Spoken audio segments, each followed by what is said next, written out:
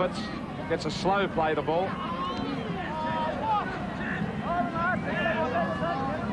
5 metres inside Balmain's half on the last. Goes to Ridge. Low kick placed in between Jack and Matt Burke.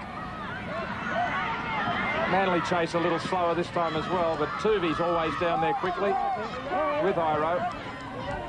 And Balmain slowly come back on side. If Balmain are to lose this game, it was lost in the first 5 minutes of the game, where they allowed Manly to run at will. They allowed Manly to shake off the shackles of their poor form. At the same time, they became a rattle side, the Tigers. They've never recovered. And on a number of occasions, we've seen Benny Elias scared out of the dummy half area, trying to pick up receivers, but there's no ball carriers or ball receivers available. Elias, John Elias, gets it away to Baisari, onto Burke.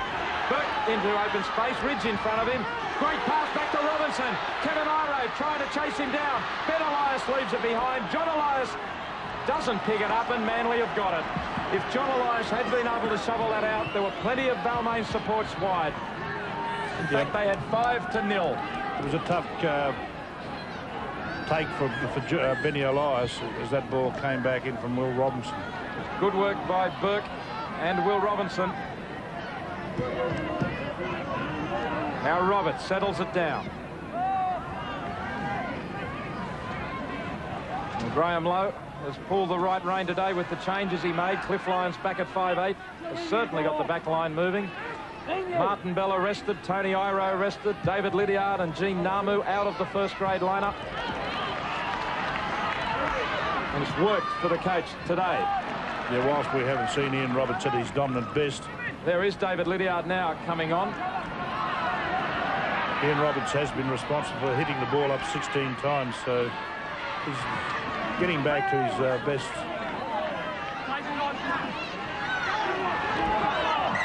Sinclair was taken by players who had never got back to 5 metres. Eddie Ward has been very consistent in that area today. Yeah, both sides very tired, and players have never retired to 5 metres. The Balmain crowd on their feet now as Roach steams up to the Manly 22. First time Balmain have had the ball on the Manly 22 for quite a while. Edmed caught on the quarter line by Jones. Manly's defence well set. O'Grady makes good ground. Another penalty goes to Balmain. And also Hassler in the bin for 10. Hassler feels he's a bit hard done by. Yeah, the tackle was made on O'Grady by Hassler and John Grieve, and they're playing at the ball there, but yes, definitely the hand goes in there. Should he be in the sin bin? Well, they did have a bit of momentum, and it was a professional foul. They were getting a bit of steam at Balmain, so it would have been an attempt to slow the play the ball down, and who knows what might have happened. Rogers leaving the field, obviously dazed, has been replaced by David Lydiard. John, that's exactly how you look after a couple of nights out. Tim Brasher right in front. That's the extra 2. So, Balmain on the board with that 2 points, and a good decision to go for the goal, because now they're within 2 converted tries. He's not in very well, this young kid. Let's have a look at the injury that caused Tony Rogers to be hurt. Well, he got a chop to the chin. No wonder he is dazed. And the tackler there was David Baisari. I think a knee made contact when he hit the ground also. Quite accidental, I think, but I think he got a double blow. He's not too good.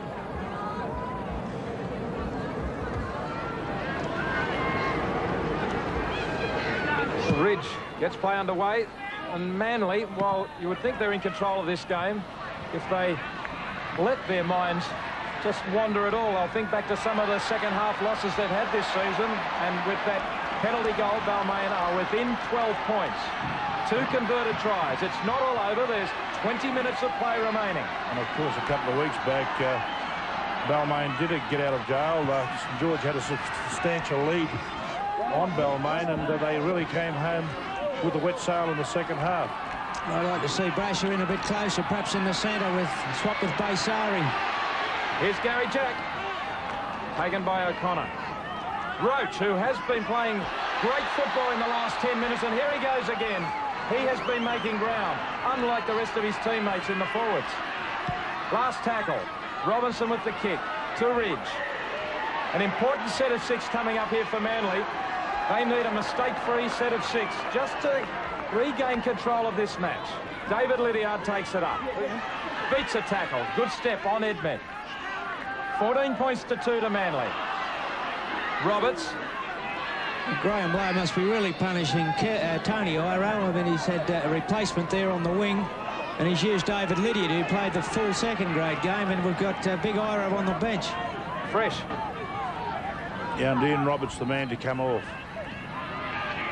Lions. O'Connor. Well, Manly not going into their shell. Ian Roberts has been replaced. Tony Iro on the field now. And that kick bouncing off the post. Lydiard chasing through with Tuvey. Jack pinned there. A tremendous chase there by Tuvey and Lydiard, chasing that kick of Mike Lyons. Cliff Lyons. Here's the kick from Lyons down to the post. The chase was all important. Gary Jack recovered from the bounce, but he couldn't get away. And here's Ridge bringing it back. John, maybe the reason... Oh, there's Ian Roberts with a big black eye. I think that might have been sustained, if not before the game, early in the game, because he seemed to have the mark well and truly from the start of play. But here's Tony Iro in a dummy half, and he doesn't appear to be moving freely.